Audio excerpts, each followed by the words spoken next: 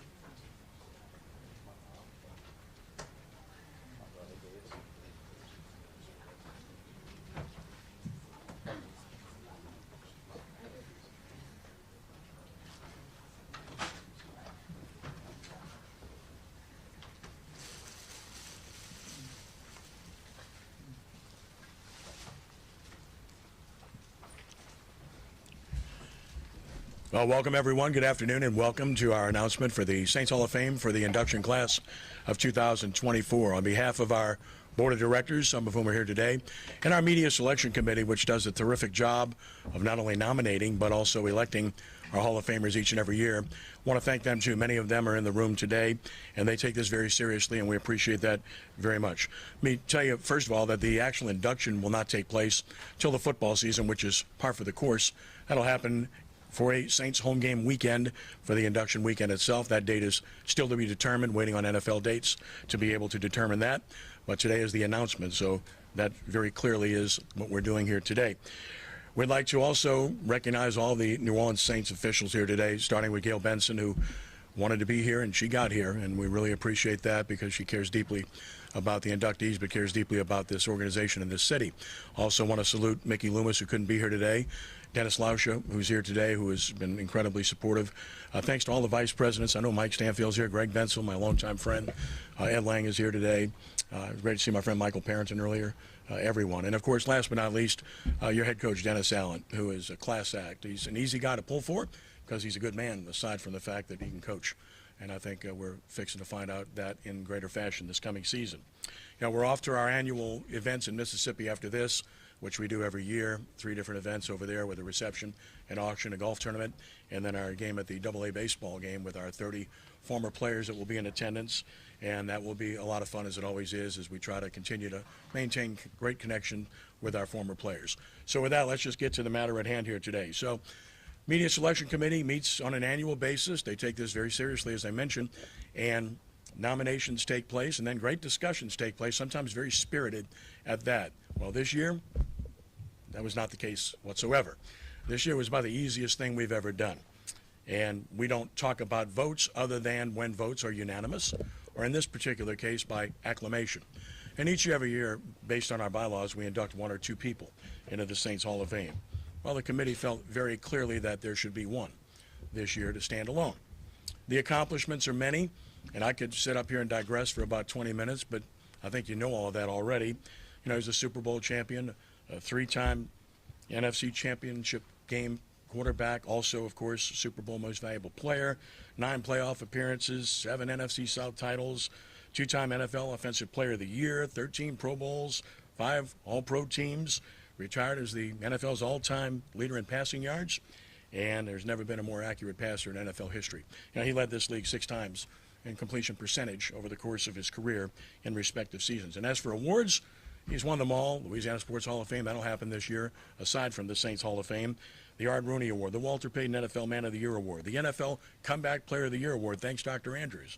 Also the Bart Starr Award, the Burt Bell Award, the George Hallis Award, the NFLPA Alan Page Community Award, and I guess that's probably enough. He's probably tired of me saying all of this. So with that, please welcome our lone inductee into the Saints Hall of Fame to be inducted later this year, number 9, Drew Brees. Drew?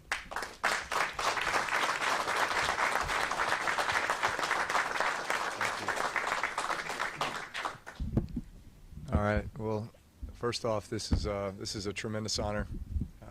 It's always great to be back in this building. Obviously, we're no strangers to New Orleans or to the Saints facility here. I feel like we're back here about 8 to 10 times a year. And in fact, if you're wondering why my boys' heads are wet right now, it's because they were in the whirlpool, hot tub, cold tub, playing hoops with the guys in the locker room and running around on the field. So. Yeah, this is like a second home, and it always has been.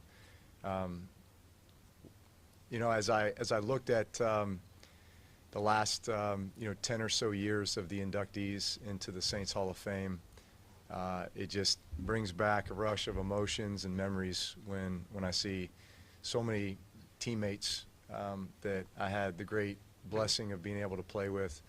You know, guys like Jonathan Vilma, offensive lineman like Jari Evans, who is walking the halls here as a coach now. Carl Nix, Lance Moore, Reggie Bush, Pierre Thomas, Jabari Greer, you name it. So many, and so many to come. I imagine, as I think the 15 years that I spent here from 06 to 2020 were 15 of the best years of my life. My wife Brittany and I were embraced by this city, by this organization, by Mrs. Benson, and by the unbelievable staff that, it's so great to just, I think, see the consistency, throughout this building. So many familiar faces, so many people that have been such a huge part of the success around here, not just on the field, but off the field and in the community. And that's why I feel like this organization has always been the standard bearer and setter for all of professional sports when it comes to the connection that a team has with its community. And I think we recognized that very quickly back in 2006 when we first arrived here. And we hoped that we would be able to make an impact, not just on the field but off the field. Never in our wildest dreams could have imagined that it would be 15 years and then we'd raise a family here, and all 4 of our children would be born in New Orleans and consider themselves New Orleanians. And now all of a sudden I have a son who's talking about wanting to go to LSU. So go Tigers. This is a tremendous honor, and I am so grateful to everybody here, and forever will be. Once a Saint, always a Saint. And I will be living and dying with the team every Sunday, as most of you will as well. And media, thank you guys for all your contributions through the year, and thank you for always being so supportive of us. And take it easy on us when times are tough, because we'll always face adversity, but that's where we come back stronger. I think we've been able to prove that time and time again. So I'll open it up to questions if the media, if you guys have anything. We're doing microphones, but obviously there might be other Hall of Fames to come, but this being the Saints Hall of Fame, since you had a choice to make at one point in your career and decide where you wanted to go, does this mean something special thinking back to that decision-making period back? Yeah, you know, obviously we've told this story many times. You know, the injury that forced me to leave San Diego. You know, never thought, you know, went through so many ups and downs there. I thought I was going to be the starting quarterback for the San Diego Chargers forever. You know, felt like I'd kind of paid my dues there and been through a lot and fought through multiple quarterback competitions and getting benched a few times, and you know, then bringing in people to take my job, and you know, all those things, right? And I'm so grateful for that, you know, because I think that molded me in so many ways, and it really helped me develop a lot of great mentors that became mentors for me even to this day, but certainly throughout my career. But point being, you know, I thought I was going to be there forever, and all of a sudden it felt like it was taken away from me in the blink of an eye when I had my right shoulder dislocation in the final game of the 2005 season, going into an off season where I didn't have a contract. And to say things looked bleak and were pretty scary, I mean, I take myself there at times, and I really thought I might not ever play football again. And that was to feel like your dream was just totally being ripped away from you. And best thing I ever did was go see Dr. James Andrews in Birmingham, Alabama, and have him look at me and say, hey, it's bad, but we'll get through it. And yeah, I'm not even sure the extent of the injury until I get in there and take a look at it. So as I was being put under, you know, the anesthesia, getting ready for surgery, I still had no idea what the future held, or the extent of the injury. And I'll never forget waking up from you know, or just, you know, coming out of in the anesthesia in the recovery room, and I'm looking at Brittany just going, you know, where's Doc? You know, did they have to cut me? Did they have to cut me? I was saying all kinds of crazy stuff, and Dr. Andrews comes in and basically says if I did that surgery 100 times, I couldn't do it as well as I just did it. And I said, well, that's what you want to hear. But he said, but now it's on you, and it's an 8-month process before you're going to be able to throw again, and it's going to be 2 years before you feel normal again. I said, well, what does that mean? He said, you'll find out. So that was pretty daunting, you know, pretty daunting. And still at that point, it's okay, well, we did the surgery, but it doesn't mean that anybody's going to be interested, right? Especially since free agency was only 2 months later in March of 2006. And, you know, I'm 8 weeks post-op. I can't do anything other than just lift my arm to here, right? So when Mr. and Mrs. Benson come and pick me up, and me and Brittany in Birmingham, Alabama, and all I can do is barely shake their hand and do this. I don't know how much confidence that instilled in them at the time. But to say that that our visit here was nothing short of amazing. It was divine. You know, from the moment of, you know, look, we pull up to the Saints facility here, and half of it was still taken over by the National Guard, right? So they sneak us in the back door. The window tent in the limo as we were driving from the airport to here was the darkest window tent ever. Like, you couldn't see out of it. And they told me, well, we just want you to have some privacy. It was, no, they didn't want me to see what that drive with all the devastation. But, you know, we show up here at the facility and have a chance to meet everyone, and Sean Payton immediately gets on the blackboard and starts drawing up my offense from San Diego. And I said, well, wait a minute, I thought we ran the West Coast offense, and you know, that's your style. He said, no, we're building this thing around you. I said, so we're taking everything that you're good at, and we're going to put you in the best position to succeed, and we're going to do this together. And so right off the bat, it was like, wow. You know, I thought first-time head coach, you know, coming in with all this pressure and all these expectations and so much to prove. I thought it would have been a my way or the highway approach all the way, but it was much different. He was making it a collaboration, and he instilled a ton of confidence in me right away. Going to eat at Emerald's restaurant, where we got to sit in the kitchen, and Emerald's whipping us up a meal, basically saying, hey, you sign here, I'm gonna cook your first meal in your house. He hasn't done that yet. He still owes me, Emerald, if you're listening. But to a person, everyone who came up to us at that time said nothing about the New Orleans Saints. They said everything about, thank you for wanting to be a part of this city. Thank you for considering us. We would love to have you. So you just felt the culture, you felt the love, you felt what is, makes this place so unique.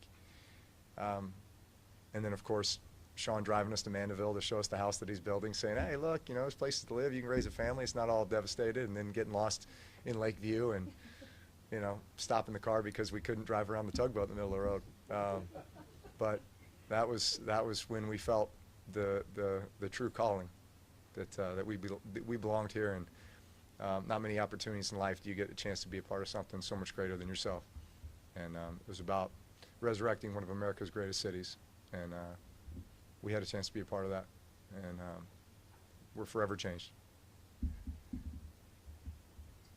Drew, you and your family made a ton of contributions to the city. Is there a particular achievement or anything that's attached to that you feel was most impactful to you?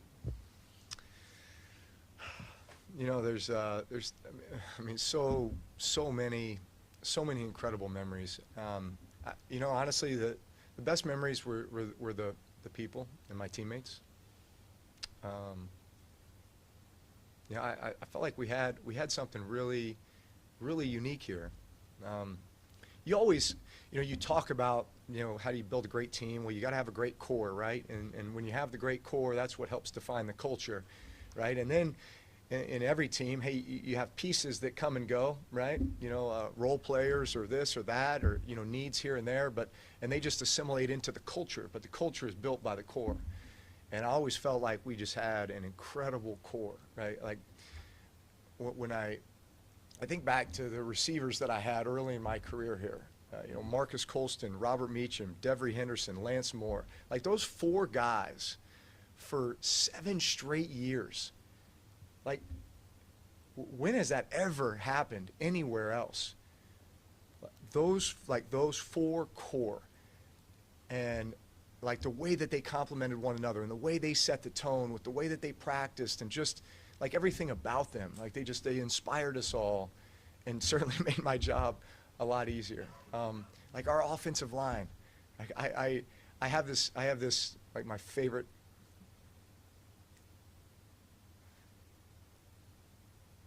One of my favorite pictures in my office, besides that of my kids and my daughter and my wife, playing sports or what have you, is this picture of our O-line from the Super Bowl, right? And I'm just sitting there going down the line, and I'm like, man, Bushrod, Nix, Goody, Jari, Stinch, and then Streif as our jumbo tight end at the time. Obviously was a mainstay as a starter here for a long time too, but those guys inspired me every day, and I wouldn't have been able to accomplish any of those things without them, and it certainly would not have been as enjoyable without them either. Like they were the reason that I wanted to walk in here every day and be my very best, was for guys like that.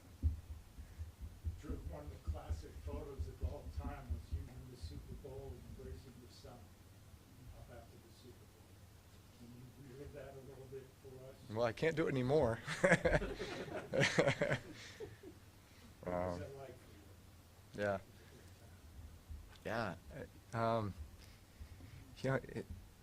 It's funny the visions that you have. And look, I was a sports junkie growing up, right? Like, that's all I wanted to do. Me and my younger brother Reed, just outside, out in the yard, playing sports, denting our parents' garage with tennis balls, pitching to each other, breaking the neighbors' windows. Don't get any ideas. But just playing ball, and everything was a competition, and everything was visualizing what we hoped to come, right? So you're on the basketball court. It's 5, 4, 3, 2, 1, right? You're making the game winner. You're sitting there at the free throw line, having to drain 2 free throws to win the game, or, Ted Williams, 3-2 count, bottom of the ninth, right? Like all that. And so one of those visions was Super Bowl champion, and I'm going to be holding my son. So when it actually happens, it's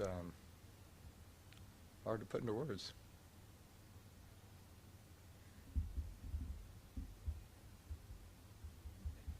Congratulations. Could you maybe put how you regard it now as a unanimous, as soon as you're eligible, in the context of how you felt you may have been underestimated coming out of high school, coming out of college, coming out of surgery, and so forth, and kind of weave that together as, looking at all of that story and how you feel about it? Yeah, so I think I'm a product of not getting what I want. Okay, so what does that mean? Well, had you asked me what I wanted when I was in high school, and I was an athlete, I was playing football, basketball, baseball, like the order of the sports that, had you asked me, what was my favorite, I would have said baseball, basketball, football, right? So if you ask me what I aspired to be, I'm going to be the next Ted Williams, right? Like I'm going to go on and play college baseball, play in the pros, play baseball, right? Football was something I did because I love the game. I love to compete. But really it's because I lived in the state of Texas, and that's what we did. We played football. And it was a bit of a family tradition. So that, number one, never thought I'd be necessarily a professional football player. Number two, when it did come time to, hey, all of a sudden, I'm starting quarterback for the varsity, and we're going on and winning a state championship, and I'm having a chance to play in college, and I wanted to stay in the state of Texas, right? But nobody in the state of Texas wanted me, right? So my only two offers were Purdue and Kentucky. And I chose Purdue, honestly, because first off, I felt when somebody first told me I was being recruited by Purdue, I thought it was Ivy League. So I didn't even know Purdue was in the Big Ten. I didn't know where Purdue was. West Lafayette, Indiana, by the way, in the middle of the cornfields. I'll never forget my first visit to Purdue University in the middle of January. All I heard was how beautiful the campus was, red brick buildings. John Purdue owned a red bricking company, so the charter was that all the buildings on campus would be red brick. I show up and there's like 15 feet of snow on the ground. I can't even see these buildings, right? I can't even see my hand in front of my face, right? It's snowing so hard. So I'm sitting here going, what am I doing? I'm a Texas kid. I'm supposed to be playing baseball, and now I'm coming up here to the middle of the cornfields to play football. But I chose Purdue because of its academic reputation, because in my mind I was thinking, I'm coming up here to get a great education. I'll go off in the business world and make a career out of that. I had success at Purdue University, expected to be a first-round pick, because I think in your mind, I think that's how you're kind of judging your own value, is the higher I get drafted, the better the better that people perceive me. At the end of the day, it's not about that. It's about ending up in the right place. And I fall to the second round, but I go to the San Diego Chargers. It was the best place I could have gone, because I had a chance to play behind Doug Flutie and play for Marty Schottenheimer. Two incredible influences on my career. I wouldn't be the player that I became without them. And then going through all the adversity that I went through there. Never would have expected being benched so many times, or having people brought in to take my job, or having then to suffer the injury, which then led me here, right? So all of these examples of me not getting what I wanted, and yet it was molding me, it was strengthening me, it was turning me into who I was supposed to be, and it was extracting the best out of me. And it's what I try to tell these boys all the time, and tell the high school kids that I get a chance to coach and others, is that it's not supposed to be easy. It's meant to be hard, and you have to look at every bit of adversity as an opportunity. It's an opportunity to grow. It's an opportunity to learn, and it's, our point A to point B is not God's point A to point B. It's always going to be this, and it doesn't mean you're not going to get there, but you're going to get there when the time is right, and after you have had a chance to learn and grow and battle through that adversity. I always worried about guys who showed up in this building here and hadn't faced some adversity. It usually ended up being a tough road, and usually they didn't make it. It was the guys, and I think it's why we hit on so many undrafted free agents throughout, our tenure here. The guys like Lance Moore and the Pierre Thomases and others that, They weren't drafted. They weren't highly recruited. They had to earn it every single day. They played with a chip on their shoulder. They never took it for granted, right? So I think I just got to that point where every day I woke up, I felt like I had something to prove. And I was motivated, inspired by the teammates that I had a chance to play with and for. When did you start thinking about Hall of Fame? At what point in your career or your life did you start? I still don't. I don't know. I just, maybe it's just the gratitude that I have in my heart for the opportunity to play. Like, the opportunity to play was enough. Because when you, if you've ever experienced a moment where you truly feel like you're losing it, like it's being taken away from you, it changes you. And I really thought my career was over 5 years into it. I really thought I may never play again. Put it this way, I had an insurance policy on myself my last year in San Diego. And there came a moment after the surgery where I could have taken the insurance policy. The insurance policy was, it was basically like I was going into the last year of a contract. Maybe I was due to have a big contract, and this was to insure a career-ending injury. So here I was facing a career-ending injury. And if I never played again, I could collect the insurance policy. And it was a good insurance policy. But it was like, so the point being is, like, I really thought that my career was potentially over. And when that happens, and then all of a sudden you just get a second chance or another opportunity, you just have so much gratitude in your heart. And honestly, I feel like gratitude is your secret weapon. Like, it makes you approach every day just that much more appreciative, that much more focused, that much more intentional. So that was the greatest thing that ever could happen to me. Drew, you may or may not be aware, but your jersey is kind of officially retired here by the equipment staff. You and Archie Manning are the only two players. I mean, what does that mean to you that your legacy still kind of resonates here? And they say it's not just for your achievements on the field, but as much about how you treated them and everyone else in the building. Hopefully we can get like a New York Yankees thing going here, where like we're 2, 3, 4, 5, 6, 7, all the way up, all the single digits. But look, again, I think we're all a product of who came before us and the opportunities that we're given and the people that believed in us, and that's who we're accountable to. I say that to young people all the time, and even athletes in the locker room here. It's like, what are you accountable to? Like, that's how you're gonna conduct your daily routine and your daily habits, and that's who you're gonna end up being. Is like who in your mind are you reporting to? Because if it's just yourself, then you're gonna let yourself down every time. But if it's because you have a strong faith, or if it's because you feel indebted and responsible to the organization who gave you an opportunity, or to the teammates who come in and just fight it out every day to help you, to help this team, right? I mean, I loved walking in the equipment room here and hanging out with Bum and Corey and the fellas, right? Or in the training room. Like, those are the best laughs ever. People talk about the barbershop, man. How about the training room? The training room is, and what makes that is the people. And at the end of the day, that's who you become accountable to. You want to win championships for them. You want to make them proud. You want to prove them right. You talk about your kids being in New Orleans now and being at home in the community. Why was it important for you guys to be in New Orleans and to just like have a physical presence here? Well, certainly with everything the city had been through when we first got here, we felt like, from what we heard just talking to members of the community and everyone, was that there had just been so many unkept promises, to the community by whoever.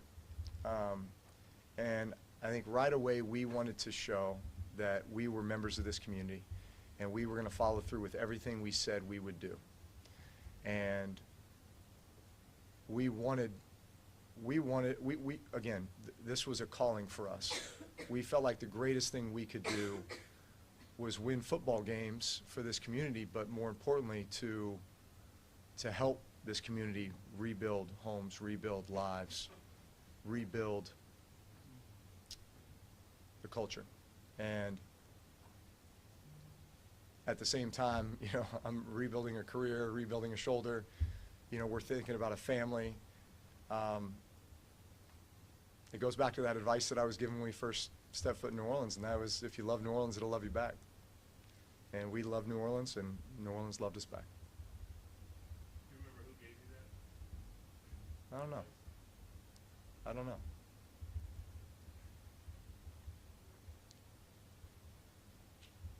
It's out there. It's in the universe.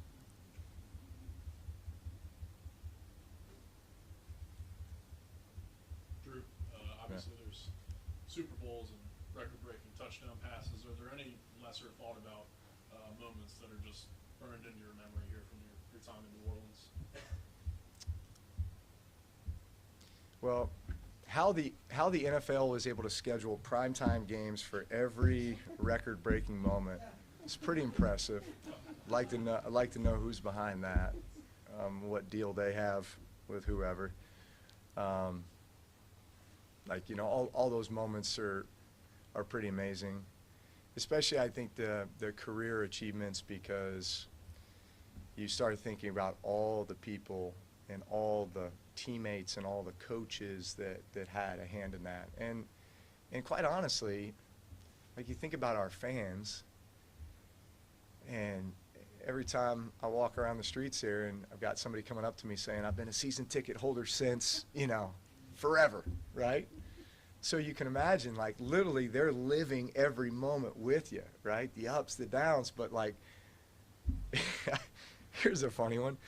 So when we would watch film, and we're at our home game film from the Superdome, you had camera angles. You had one from the sideline, one from the end zone, but then they would flash to the scoreboard to show you the down and distance and time in the game, right? So you were kind of getting that quick flash to the scoreboard and then back down to the field as you're just literally sitting right across the room here, watching tape. And there was this guy, and I still have never met him. I would love to meet him. We called him Red because he had red hair. And Red, from 2006 until 2020 when I was here, Red had these season tickets that literally sat right behind the scoreboard. So we saw Red, and then all of a sudden Red has a little red. And then that little red is like a medium red, right? And then it's like a big red, right? And so it's like, man, we're watching Red's family just grow here, like we're playing a board game or something. But that's just a perfect example of those moments, and there was probably countless others in the stands where this became something that they shared with their loved ones, and their families and their kids grew up in it, and now we've got lifelong Saints fans. That's the way it should be. Just kind of related to that, we never got a chance to talk to you after you retired because of everything that was going on in the world. Just curious, when you played that last game there, and there was 8,000 fans maybe in the Superdome. What was that experience like? Maybe even knowing that it was the last one that was Yeah. No, I'd say, it's just being perfectly honest, but I don't know if there's ever an easy way to leave the game, right? I mean, I guess unless you're just, lifting up the Lombardi Trophy and riding off into the sunset, which is what we had all hoped for,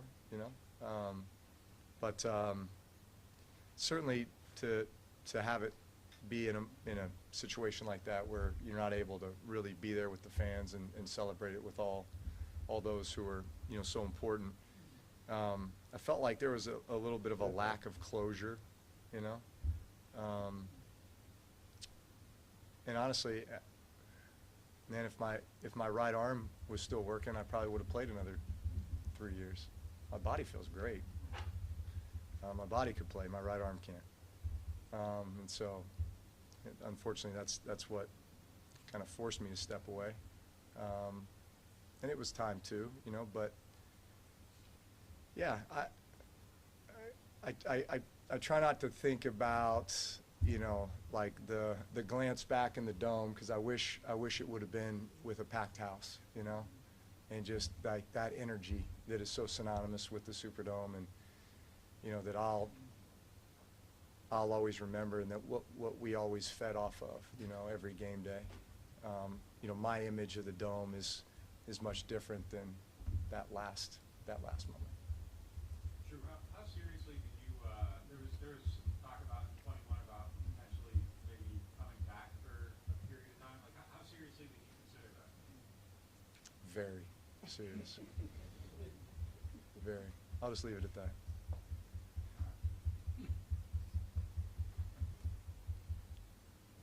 What provided that? Was it the honor?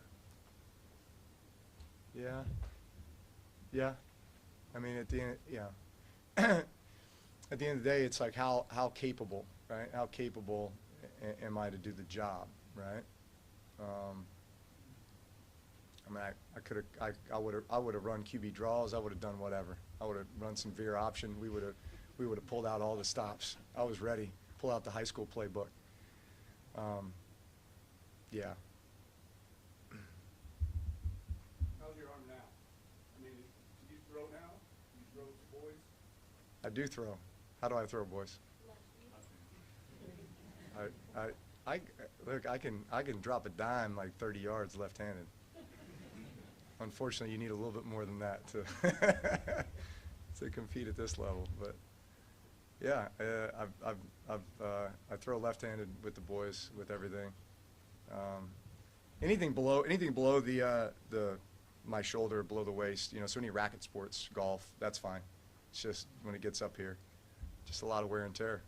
And look, Dr. Andrews told me that. He said at some point, he's like, you're on the fast track to a degenerative shoulder. And so at some point, you know, this will catch up with you.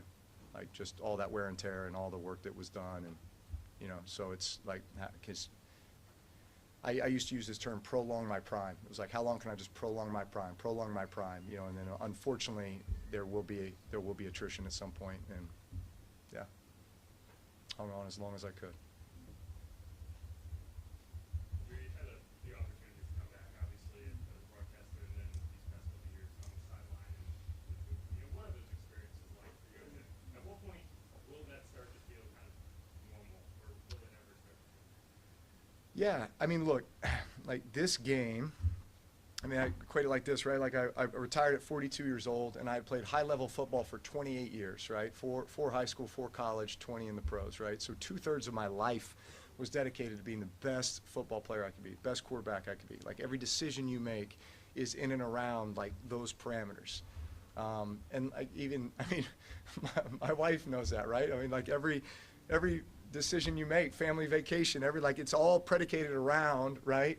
The training schedule, the recovery schedule, the practice schedule, the this, the that, right? So, you know, all of a sudden in 1 second, so like it's there. It'll always be a part of my life. Like, and I have a passion for football. I still love the game. I love to coach the game. I love to watch the game. I love to analyze the game. Like that'll never leave. And so then it's like, okay, well, where's the outlet, right? And every guy faces this, you know, like we got Jari in here coaching now, right? You know, we got Josh Hill scouting now, right? So it's like it's always there, and you gotta like, you know, feed the flame somehow. And like for me, I worked for NBC for a year, and honestly, I had such a good time. It was awesome. The only problem was just the travel schedule. I traveled for 26 consecutive weekends, and you know, missed all my kids' games. So I'm like, well, you know, I can't do that. That lifestyle doesn't work right now. And the thing that I wanted to do most, that I felt like I could bring the most value at, was broadcasting NFL games, and it was the thing I had the least opportunity to do, right? I was able to do a little bit of college at Notre Dame, just 2 NFL games broadcasting that were 8 weeks apart, and then the studio stuff, right? But man, I love the game, and I would love to broadcast NFL games, you know, at some point. Again, I think I could be the best at it. But otherwise, coaching. I love coaching my boys. Love coaching the high school kids. Love coaching 7-on-7. Love being a mentor for guys. I probably had 5 NFL quarterbacks reach out to me this offseason just to talk, right? To talk about concepts, to talk about the situation that they're in, just to talk strategy, to talk life, to talk balance, life balance. So I love being in that role. I love being in that role. And I hope that that's, I always want to be a resource for the next generation. I feel like that's part of our responsibility. We wouldn't be where we are without having those guys along the way. And now the baton is passed to us to be that next generation of mentors for the guys that are coming up.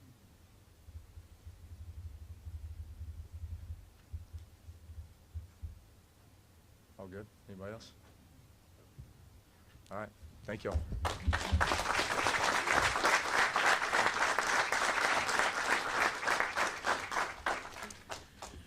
Thank you, Drew. Our other honoree this year, we have our Joe Gemelli Fleur-de-Lis Award, which is presented annually to someone who has contributed to the betterment of the New Orleans Saints organization and has displayed undying loyalty to the organization. And it runs the gamut.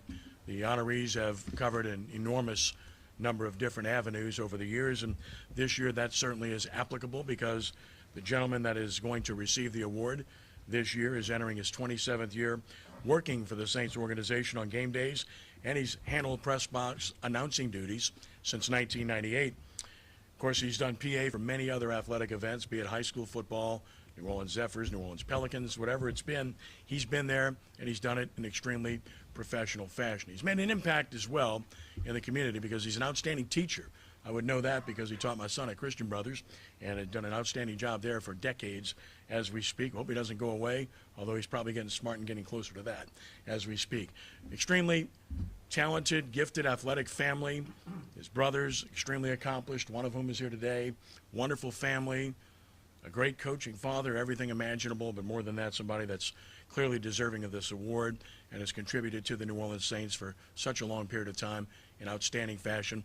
Our Joe Gemelli Fleur-de-Lis Award recipient for this year will be Doug Morrow. Doug, come on up.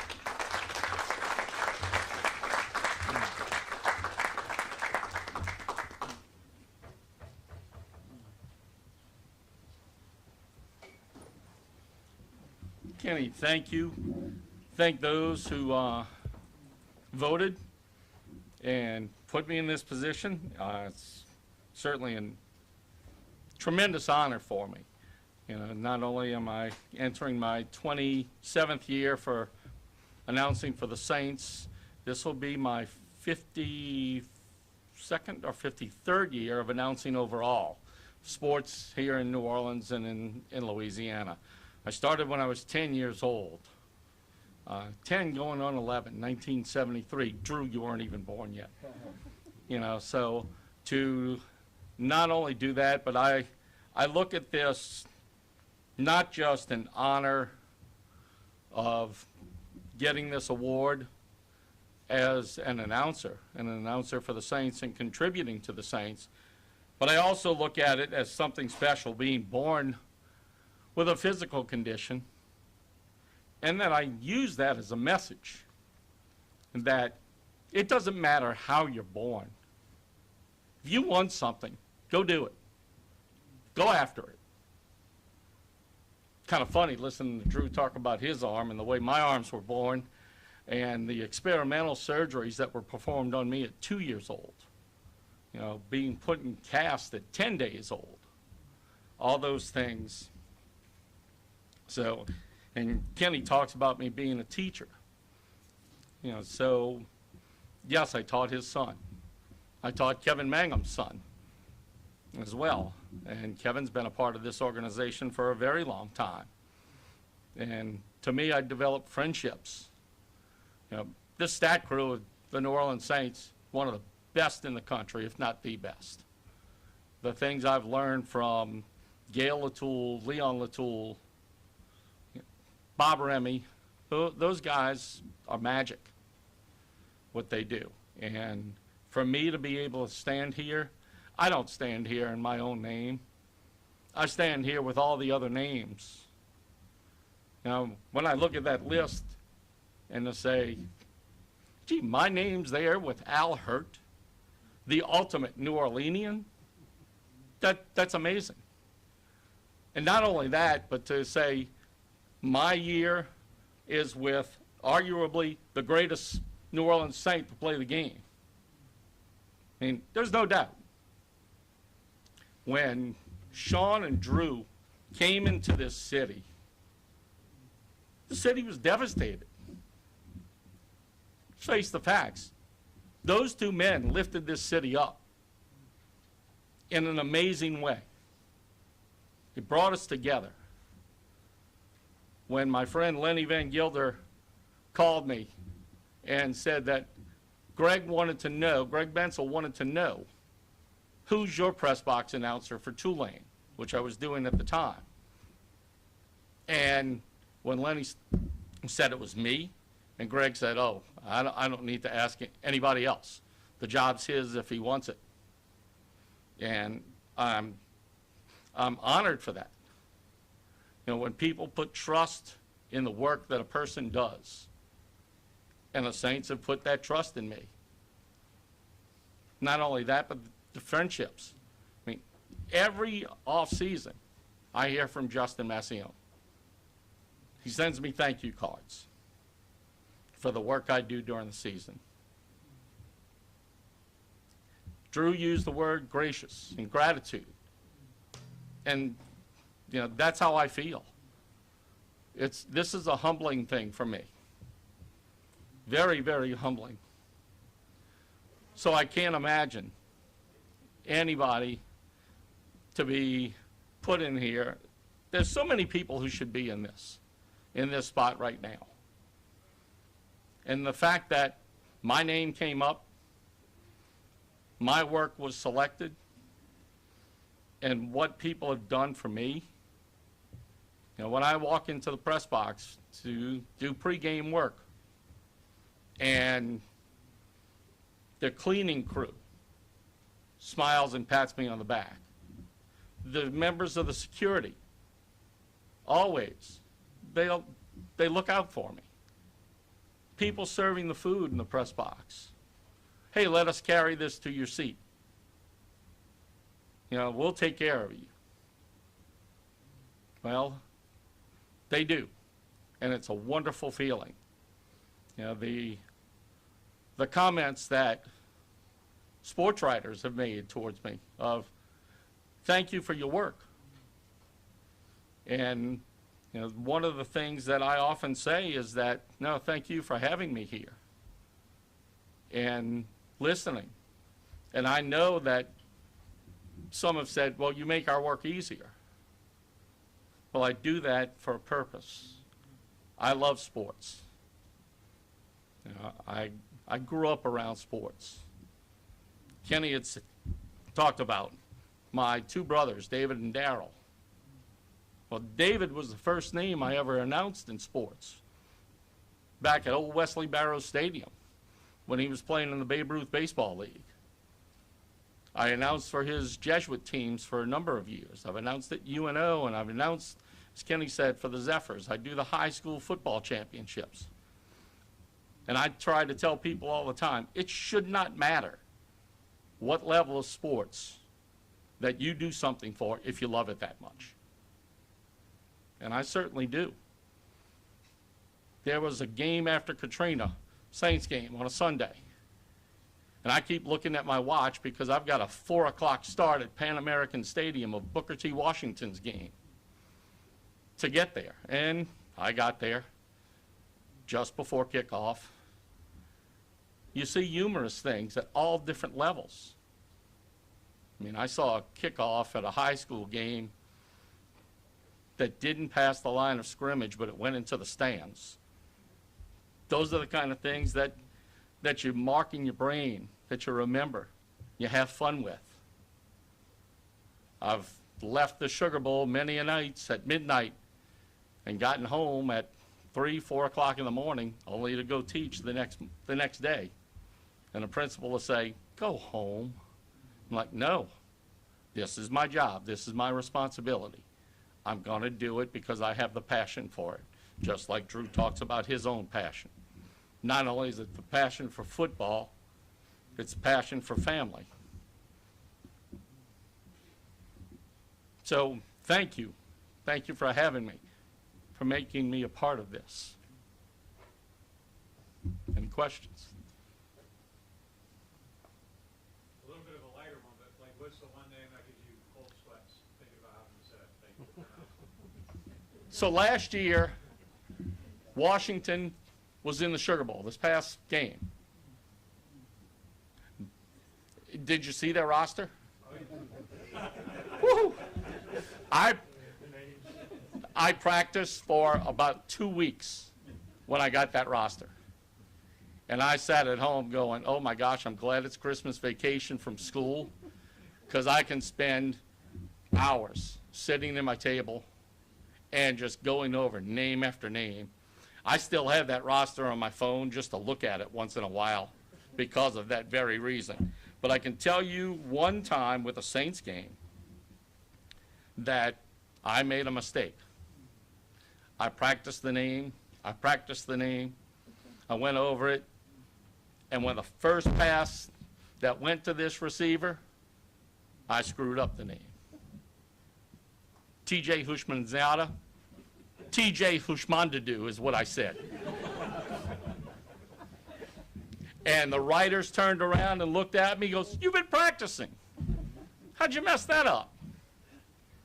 You know, but as a teacher, I go back in my classrooms, and when they ask me about, oh, what went on in the game? How'd you do?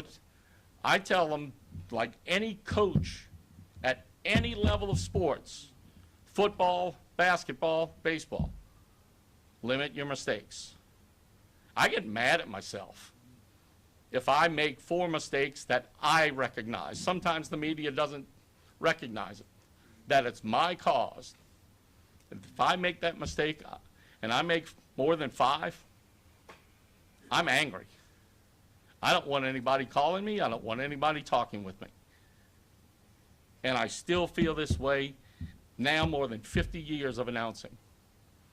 Don't make mistakes. Limit your mistakes. You're going to make them. We all make mistakes. Did you take that lens cap off?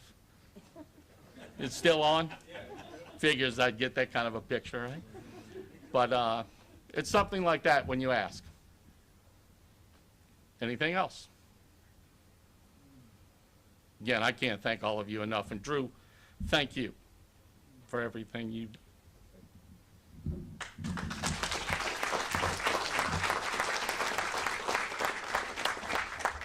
We're going to get Doug and Drew up here to take a couple of pictures, and then add Mrs. Benson as well. So if you guys will get together here for a few pictures. Otherwise, want to thank everyone for being here. Appreciate you, and again, continue to support the Saints in every fashion possible.